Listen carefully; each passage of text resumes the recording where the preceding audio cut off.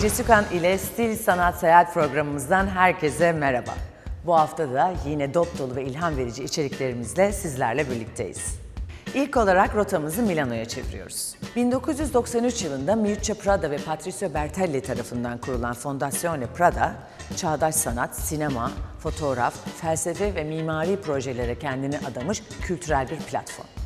Biz de Fondazione Prada'nın 20. yüzyıl başlarında fabrika olarak kullanılan, 2015'te ünlü mimar Rem Koolhaas tarafından yeniden tasarlanarak müze haline getirilen ve Milano'nun artık ikonik yapılarından biri haline gelen yerleşkesine gidiyoruz.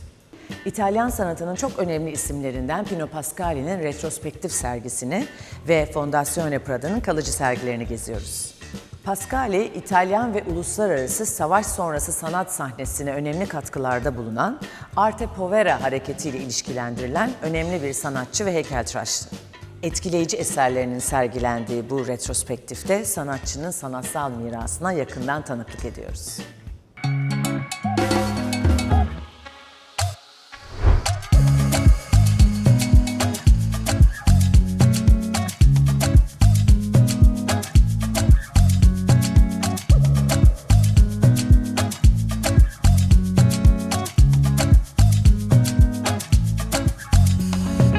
Ece Sükan'la Stil Sanat Seyahat'te şu anda benim yine kişisel olarak çok sevdiğim favori yerlerimden birindeyiz. Fondazione Prada'dayız. Milano'daki Fondazione Prada, çağdaş sanatın en güzel örneklerini gösteren bir galeri, müze alanı diyebileceğimiz bir yer. Şimdiki sergi de ünlü İtalyan artist Pino Pasquale'nin retrospektif bir sergisini şimdi beraber gezeceğiz. Pino Pasquale aslında ilginç bir şekilde çok üretken, birçok işe sahip bir artist ama bunları sadece 4 yıl içerisinde yapmış çünkü çok erken yaşta vefat etmiş bir artist.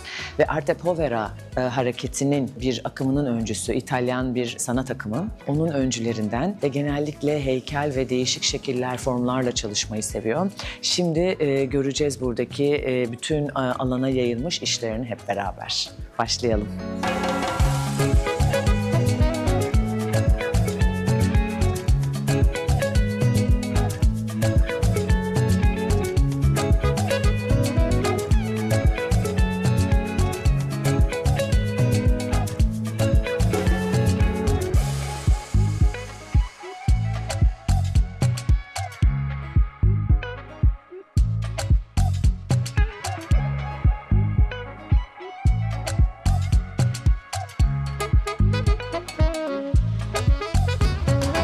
Serginin ilk alanına geldik. Burada Pino Pasquale'nin çok kısa süre içerisinde gerçekleştirdiği solo sergileri göreceğiz. Onlar tekrar canlandırılmış burada. Zaten bu 4 senelik iş üretken yıllarında totalinde 70 iş gibi bir iş üretmiş. 49'u da zaten Fondazione Prada'daymış. Olmayanlar da bir takım koruma amaçları sebebiyle burada sergilenmiyormuş. Ama burada hemen hemen kariyerindeki tüm işlerini de görüyor olacağız. Bu çok heyecanlı bir durum. Mesela 34. Venedik Bienalindeki işi de burada sergileniyor.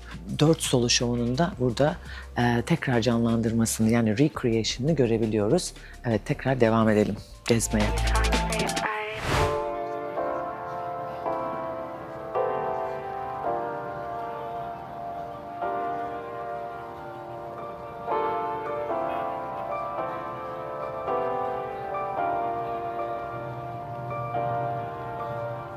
Şu anda Pino Pasquale'nin gerçekleştirdiği ilk serginin canlandırmasının içerisindeyiz. La Tartaruga Galerisi, Roma'daki galeride gerçekleştiriyor. 1965 yılında ilk sergisi. Zaten Roma Güzel Sanatlar Akademisi'nde okuduğu için okuduğu şehirden aslında ilham aldığı işler, ilk işleri oluyor. Hem pop art etkisini gördüğümüz, hem aslında antik Roma'nın etkilerini ve referanslarını gördüğümüz, hem de kendi çocukluğunu, çünkü Romalı da olduğu için kendi çocukluğunu anımsatan, kadın figürlerini çağrıştıran işlerini gördüğümüz ilk sergisini geziyoruz şu anda.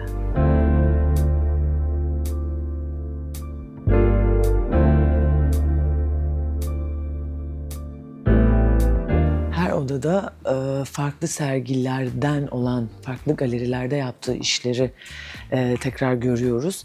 Ve hepsinin aslında tarzları ve materyallerinin ne kadar birbirinden farklı olduğunu da görüyoruz. Çok geniş bir yelpazede ürünler var aslında, eserler var. Burada da Animali serisi, hayvanlardan esinlendiği ve referans aldığı işleri görüyoruz. Bu sergiyi de 3. sergisi olarak açmış. 1966 yılında Lattico Galerisi'nde, yine Roma'da tabii ki de.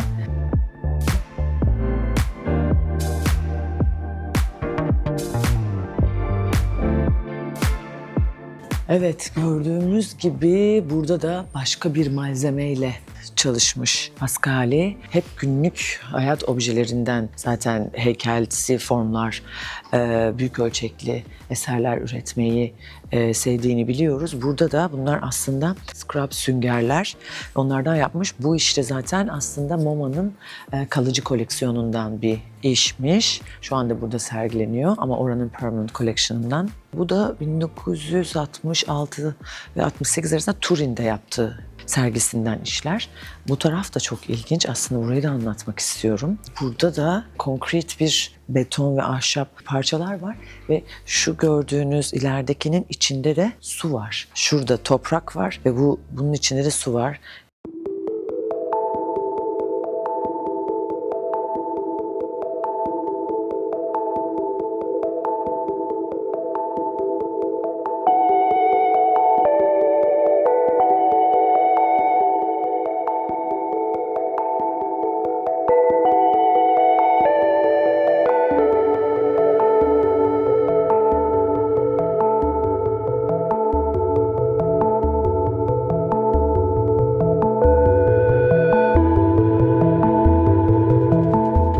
Pascali'nin 34.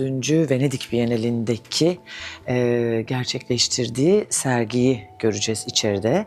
Ve aslında maalesef ki Bienal'in hemen arkasından bir motor kazasında Roma'da vefat etmiş ve yani işte araba önüne çıkmış, öyle çok talihsiz bir şekilde çok genç yaşında bu şekilde vefat etmiş.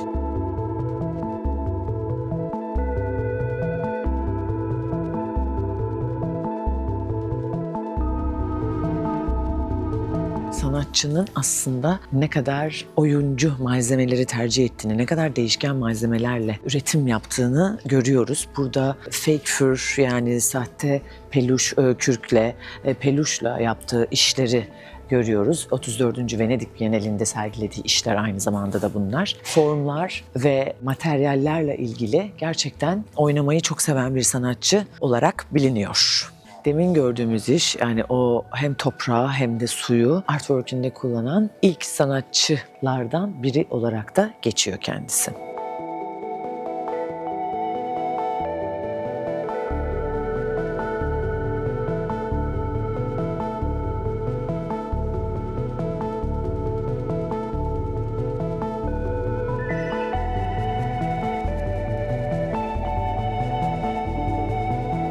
Yine burada da gördüğümüz su ve gerçekten toprak, earth diyorlar hatta. Bunları kullanan ilk sanatçılardan biri. Bu doğal malzemeleri sanatında. Ama bir yandan da karşıda peluş da görüyoruz mesela.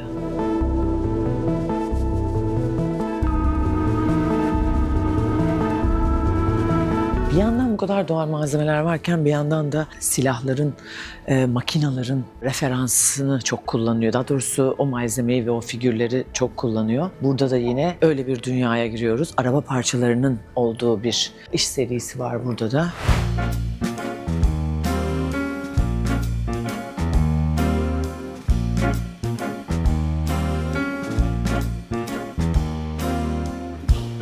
Fotografya.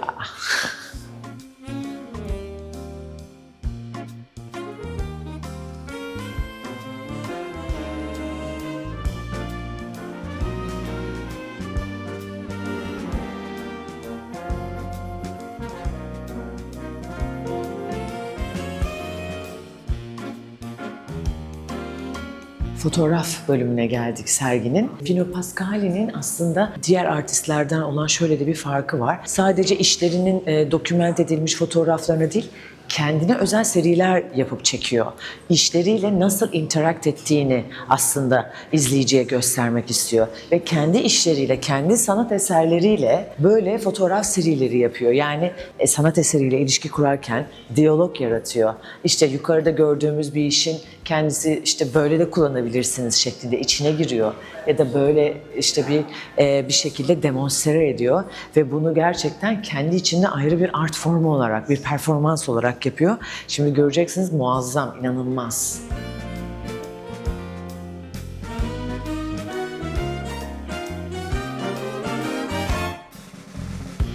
Yine Bruno Pascal'in kendi sanat eserinin önünde otururken yine büyük bir sanatçı olan Hugo Mulas'ın çektiği bir fotoğraf bu.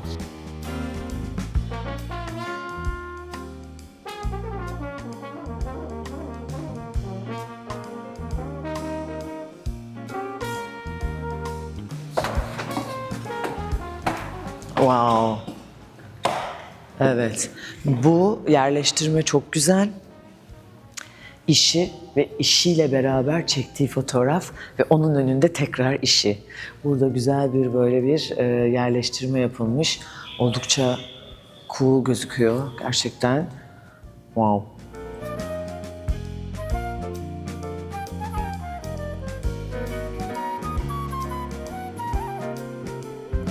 Kendi sanat eserinin önünde bir performans yapıyor ve eseriyle ilişki kuruyor ve aslında işte bunları farklı türlü doküment edip performatif bir şekilde izleyicisiyle buluşurken buradaki yerleştirme de bence muazzam bir derinlik katıyor. Bir boyut daha ekliyor. Çünkü işin kendisini de görüyoruz ve işin önünde işin fotoğraflanmış halini ve işi sanatçı başka türlü deneyimlerken fotoğraflanmış haliyle görüyoruz.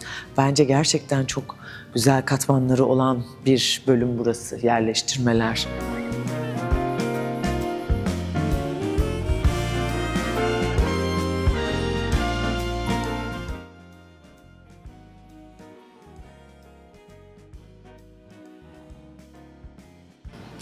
Wow. Burada Bruno Pascal'in katıldığı grup şovları görüyoruz başka sanatçılarla beraber. Mekan inanılmaz yani. Buradaki salonlar ve buranın mimarisiyle sanat eserleri özellikle de bence bu işler çok yakışmış. Yani muhteşem bir görünüm var.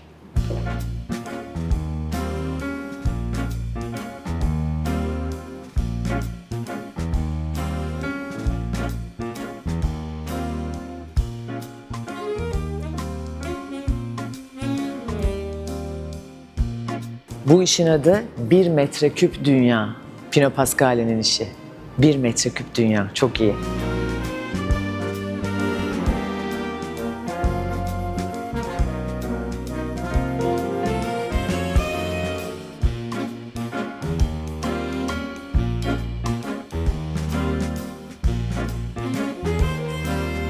Ve şimdi de Torre diye adlandırılan bölüme gidiyoruz. Orada da kalıcı sergisi var Fondasyone'nin. Atlas adı altında Permanent Exhibition. 6 kattan oluşuyor. Üst katta da çok güzel bir restoranları var. Bu kalıcı sergiyi ve bu mimarinin keyfini çıkaracağımız bölüme geçelim.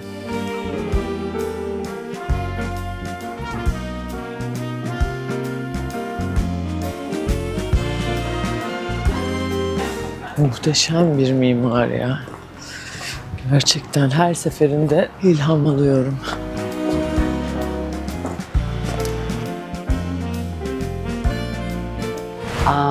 Wow, this is very actually, you know what? Without the light you go in here. Işıksız gidiyorsun ve it's like crazy, scary in it. But then if you survive, you can. Oh. If you survive, even imagine we're doing it with light.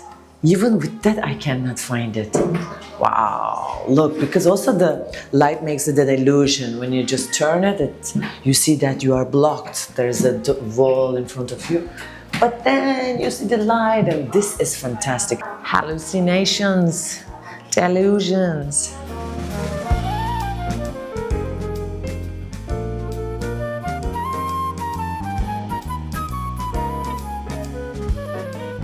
Şu anda Belçikalı sanatçı Karsten Höller'in mantarları arasındayız. Burası Fondasyone'nin kalıcı sergilerinden biri ve gördüğünüz gibi tam bir Instagram noktası. Herkes buraya gelip fotoğraf çekiyor çünkü gerçekten visually, görsel olarak çok çekici.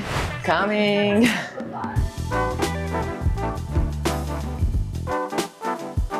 Çağdaş sanatın önemli isimlerinden Walter de Maria'nın bir yerleştirmesini görüyoruz burada. 1972 yılına ait bir yerleştirmesi.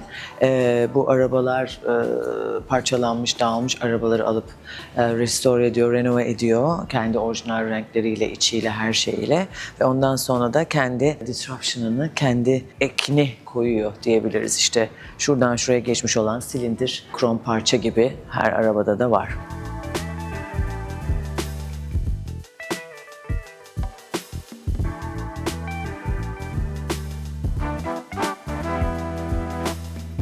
Permanent serginin bu katında Damien Hirst'ın ünlü, ikonik sanatçı, çağdaş sanatçı işlerini görüyoruz. Ve William Coplin'in aslında 1979'daki bir yazısından referansla onun üzerine kendi yazdığı bir şeyle, yani iki sanatçı arasındaki diyaloğu resmeden işleri görüyoruz.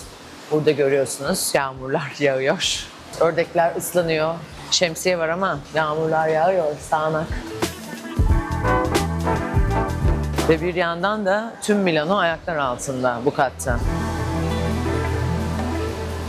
Bu çok ilginç. İlk geldiğimde burada herkes bir duraksıyor zaten. Çok gerçekçi durduğu için bayağı ilginç.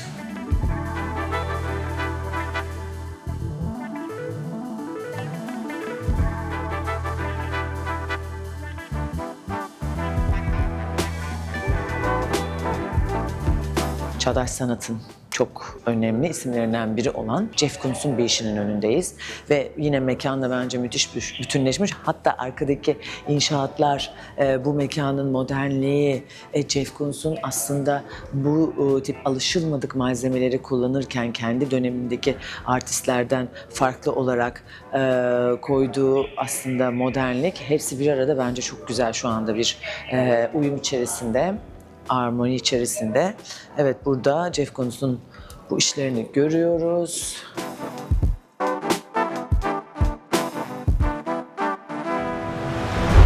Skin Design London'ın yaratıcısı Fatma Şahin, yıldızların cilt tasarımcısı olarak bilinen ve Financial Times tarafından sıkılaştırma titanı olarak anılan ödüllü bir cilt bakım ve klinik uzmanı. Paris Fashion Week için Paris'te bulunan cilt tasarımcısı Fatma ile bir araya gelerek hem harika bir cilt bakımı deneyimleme şansına eriştim hem de çok keyifli bir sohbet gerçekleştirdik.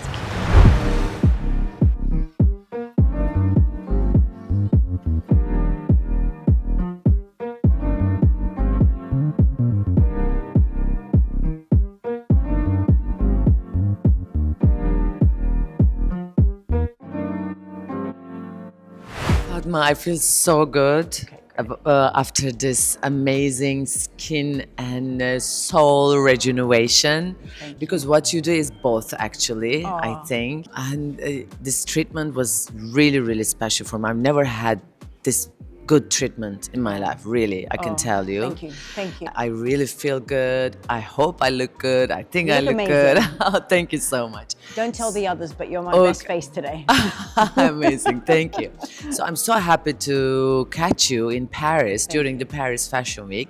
So I know that you are coming here for the Fashion Week period and you work with your clients and then you do the pop-ups. Now we're at the Peninsula Paris. Yeah. But you live in London, I live in London. And you've been doing this for a long time. But how we can call you? Skincare expert or like Skin designer. skin designer? Okay, and your brand is Skin Design London. Skin Design London. Yeah. Okay, you have your brand, Yes. and now you are selling in the most of the cities, and you're gonna sell it in Istanbul too. Yes. And so, but and you are born in Turkey. Yes, I am. Can you tell us about it? And So- then you went to London and you Yeah. started your journey, you started your career, Yeah. and then now you're a really, really important name in this field with skincare design. Yeah, thank you. So, I mean, I was born in Turkey. I came to London when I was 5, so I'm 52 now. So a very, very long time ago. My mum, my dad My family's there. I have 3 children. I have a husband, and I'm a business graduate. So my journey was completely different coming into this business. I took a bit of time out after my kids. I worked in the city a little bit, took some time out, and then I guess it kind of found me. A project found me, and then I got involved that way, and then ended up founding a clinic. And through that was 16 years ago, is how Skin Design London came about. 16 years ago. 16 years ago is when I started to get involved in, and the idea was to really, I think I just saw such a gap between what doctors do, which we had at our clinic, and what therapists do. And for me, it was either, no disrespect to anyone, but really understood what the skin needed and what the customer needed. And for me, it was always about the customer comes first, and really understanding skin, looking after skin, taking care of it. So like you said, it was quite a journey, and it's not just like a quick little treatment, out you go. And in that time we had together, the most important thing, and one of the things I really want to do is sort of look after the skin, take care of it, improve the texture. We treat hyperpigmentation, acne, rosacea. People don't know that. And that's how I kind of came into it, is really solve that problem.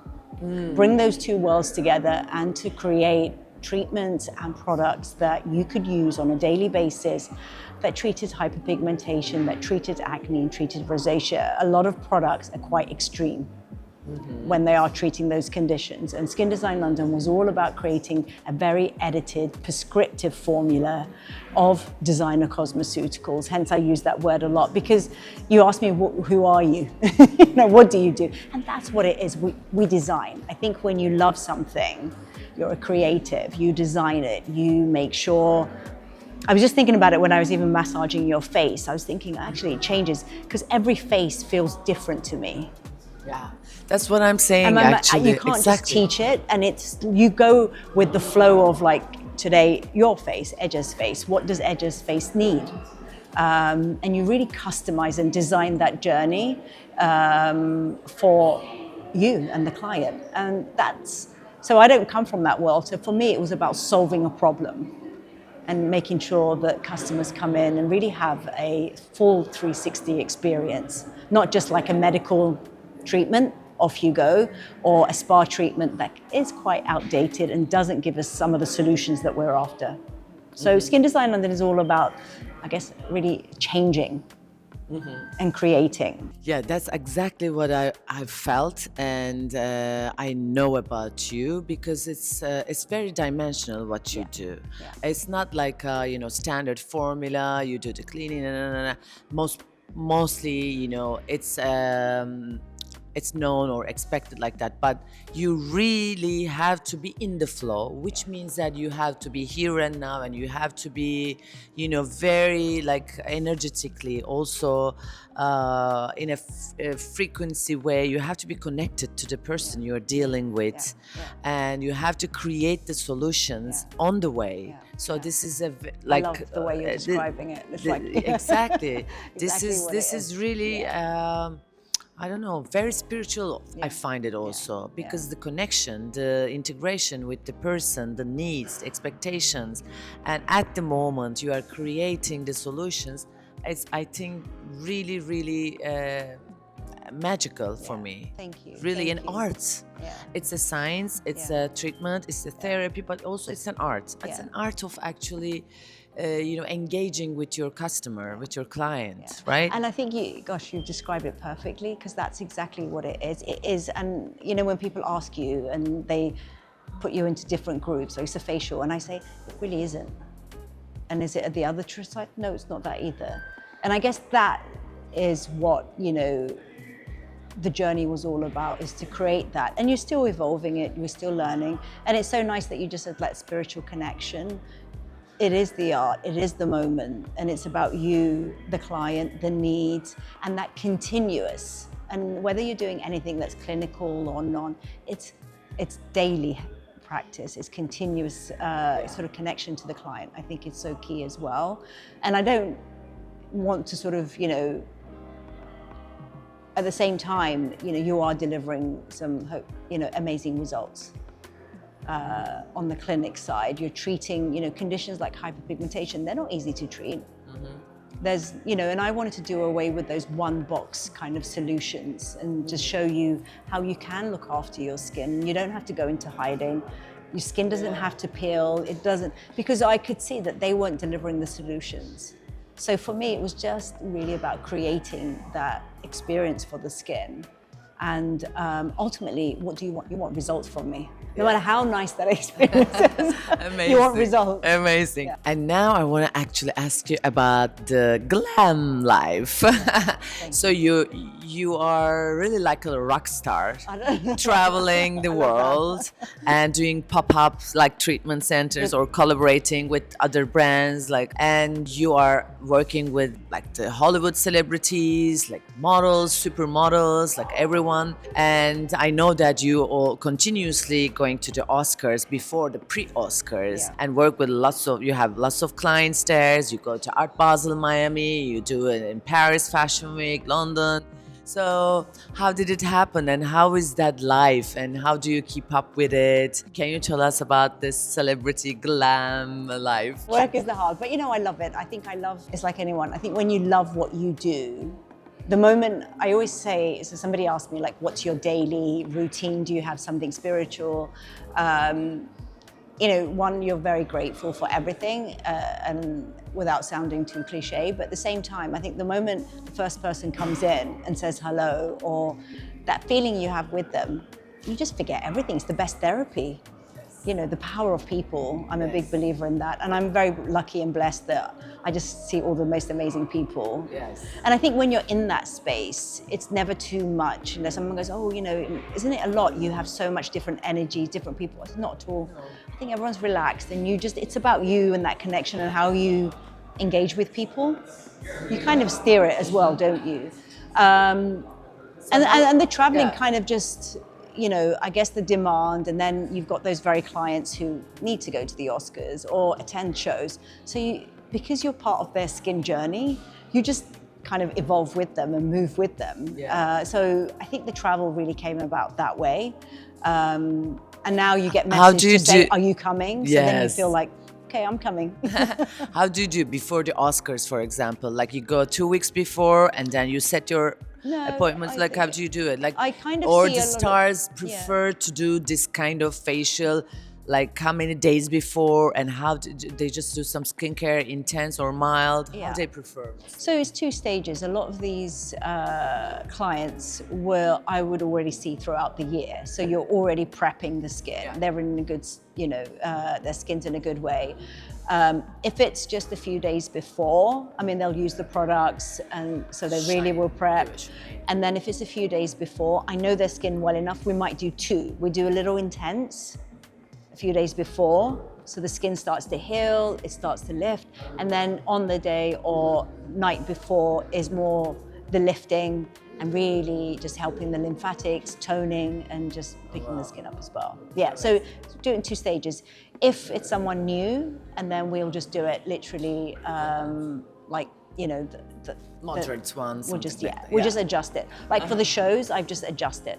Like if they're about to do the runway. And you have your skincare line? Yes. For how many years? That launched 2017, and some of those products that I used on you, like the cherry gloss pill, have been around for like 8-9 years in clinic. So whatever we use in clinic is pretty much what we sell. I think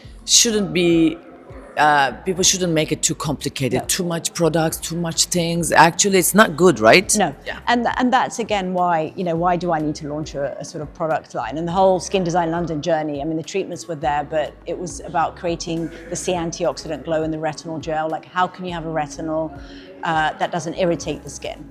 So that's how that journey started. And a C antioxidant. It's always with a question. Always. Okay. Because you're using like all the typical brands. Scientists, invent everything. You start with a question. Yeah, you're solving a problem. It's where do you start?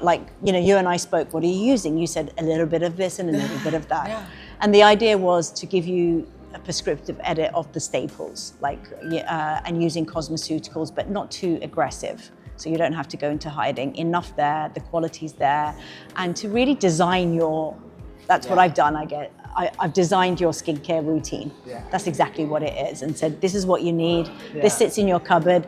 I don't mind using other bits, but stick with this. Yeah. And they're the fundamentals. Thank you, Fatma. Thank you. I'm so happy. Such a pleasure. Gosh, this for is me definitely too. perfect, For yeah. me too. It was Dream, great. absolute to be with So hope to see you in Istanbul in a definitely. couple of months, and before maybe in London. We see each other for Yes. sure. But yeah, we're waiting for you. Looking forward to Thank you, AJ. Thank your you. products Means a and lot. you in Turkey, Thank in you. Istanbul. Şimdi 1895 yılından beri var olan Atölye Rebul'ün Parfüm Artisanal adlı yeni parfüm koleksiyonunun tanıtımına gidiyoruz. Bu koleksiyon 9 benzersiz niş parfümden oluşuyor ve bunlardan 2 tanesi özel olarak Beymen için tasarlandı.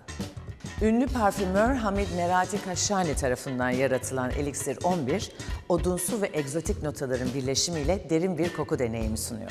Şimdi bu özel parfümün yaratıcısı Kaşani ile keyifli bir sohbete geçiyoruz.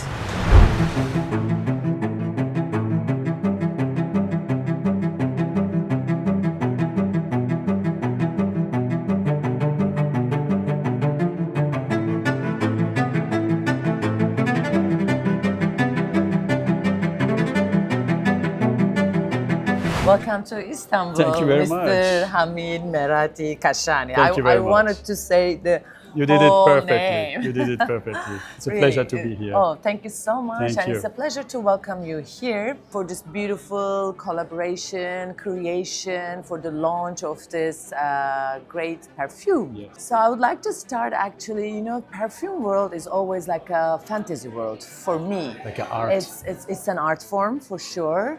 And because it is a fantasy world and it includes mysteriousness inside, and also it includes like craftsmanship, the heritage, the vision, the dreaming, the imagination.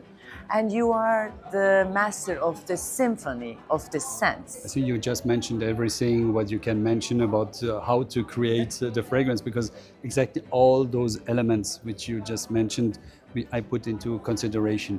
There is no timing to create a fragrance. Whenever you feel to create something, you just create. You just let your ideas run.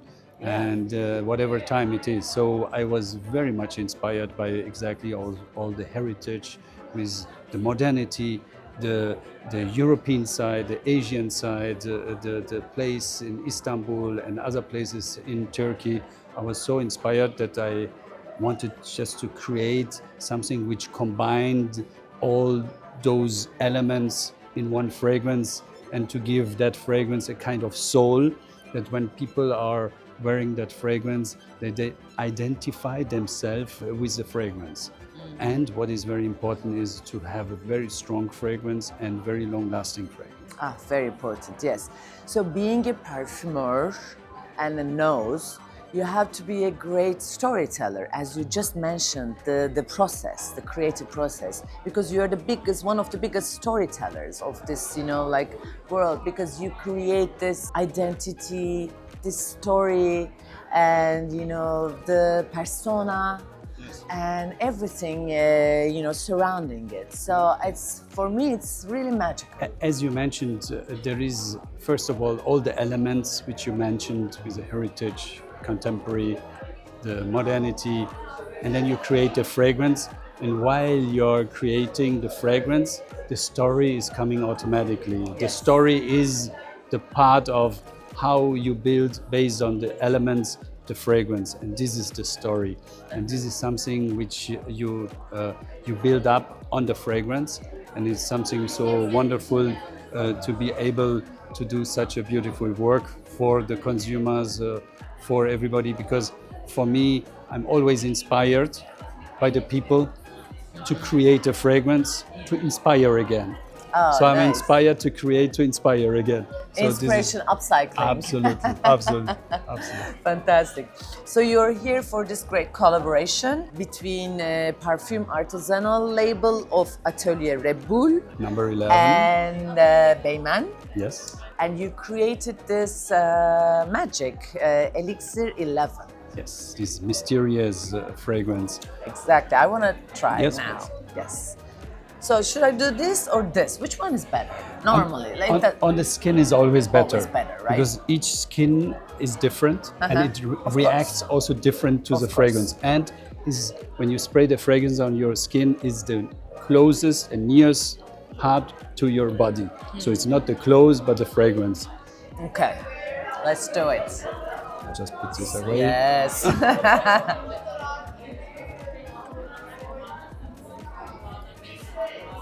And then I wait a bit. Then you can do that. And then I do we this. put the fragrance always there where the pulse is. Yes. So the pulse is here or in the neck, even in the knee. So a lot of people, they put also the True, fragrance on the knee true. because then they smell. So the fragrance opens with a beautiful cypress, with some olibanon, some mystic smoky notes, some tuya, cedar wood, and then in the base note you have a lot of sandalwood from Australia. I love. And then you have patchouli from Indonesia Patchouli. and a lot of ambrox, which refine and which does the fragrance more softer and more harmonizing the fragrance. Which one makes it that, you said? It's ambrox. Ambrox. Ambrox is it's a synthetic amber. Amber. Okay. Because the fragrance is built also on, so the fragrance is a sandal and ambery note. And the amber note That's the base. Exactly. Okay, and then you put the notes onto it. Exactly. There is the cypress and the tuya, which is in the top note, together with olibanon, which is a little bit of an incense, smoky. So it gives this mysterious note. And you have some gaiac wood, which gives a little bit of a spiciness to the fragrance as well. So you have this, of course, you are an artist, you are a nose, you are a perfumer, and so you know it by heart, these notes. Now, while you're creating this one, Elixir 11, for this project, let's say. So the idea was to bring this mysterious note from, let's say, the Middle Eastern, Yes.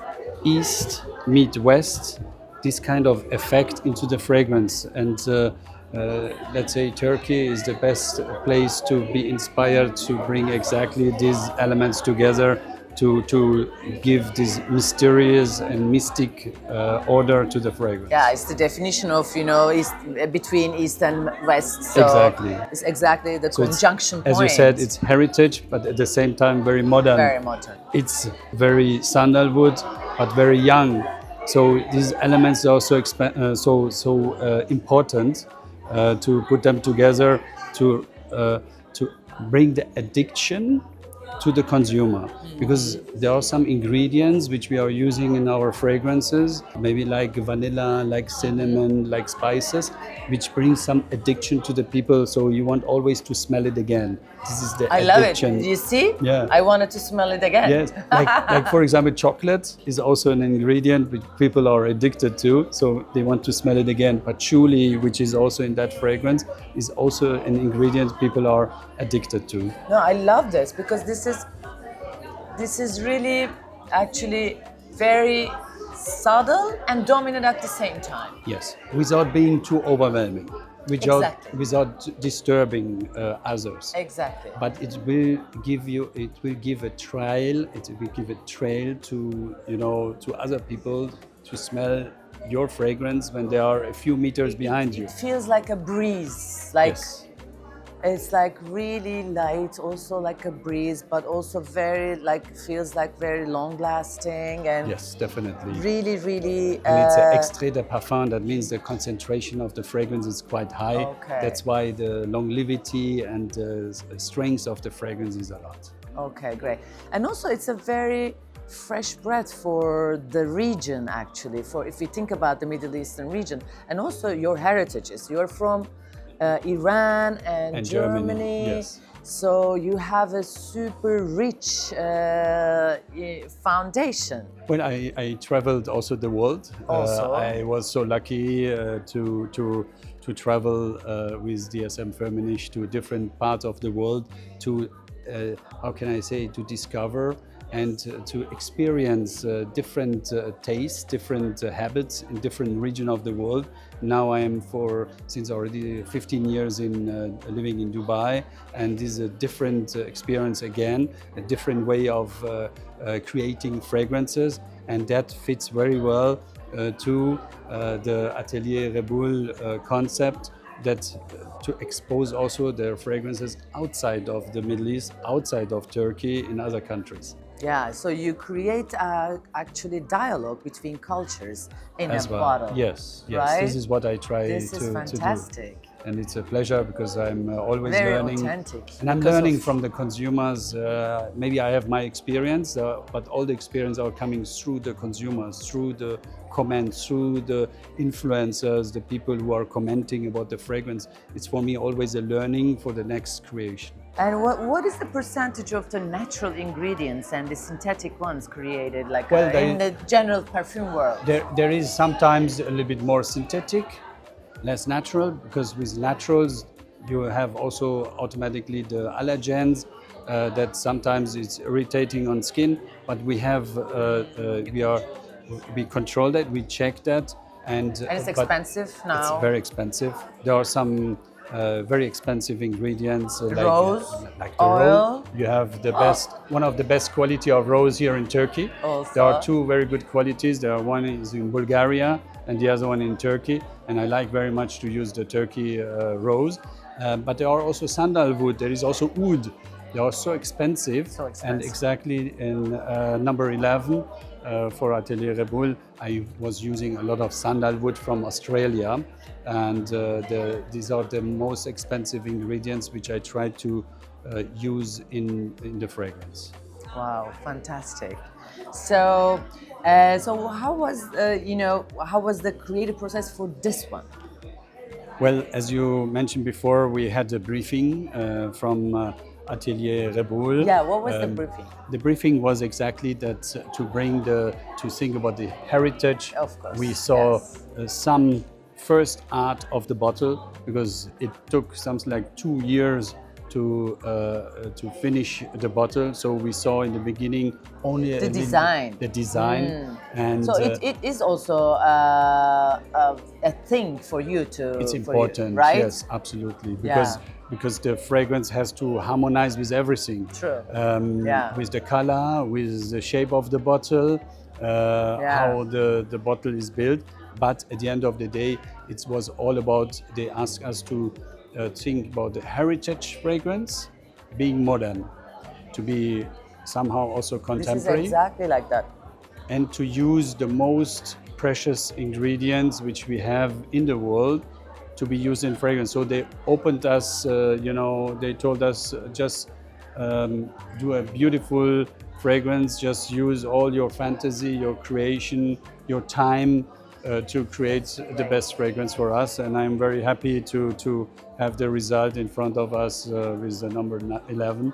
And because I know how much work was behind and how many beautiful ingredients we used to bring it to life. Yeah, but since I've been, smelling it, I'm addicted already. This is really, really Thank good. you very much. Thank and you. it's, I think, long-lasting. Yes, absolutely. And it's really Because blends. it's an extrait de parfum, as I mentioned, so the okay. concentration is much okay. higher than the normal eau de parfum fragrances, and this is the result. Perfect. Thank you so Thank you very much. It was, It was a great honor. to talk Thank to you very much. It was Same great to to me. listen to the story behind it, the inspirations and the process, everything. So it was a pleasure and was a honor pleasure for for me. us Thank to you. welcome you in Thank you our very much. program. Thank you so much. Thank you. A great Hope time. to smell more perfumes from you İnşallah. Thank in you the very future. much. Thank you. Thank you very much. Ece Sükan ile Stil Sanat Seyahat programımızdan bu haftalık da bu kadar. Önümüzdeki hafta yine ilham verici içeriklerimizle sizlerle olacağız. Görüşmek üzere.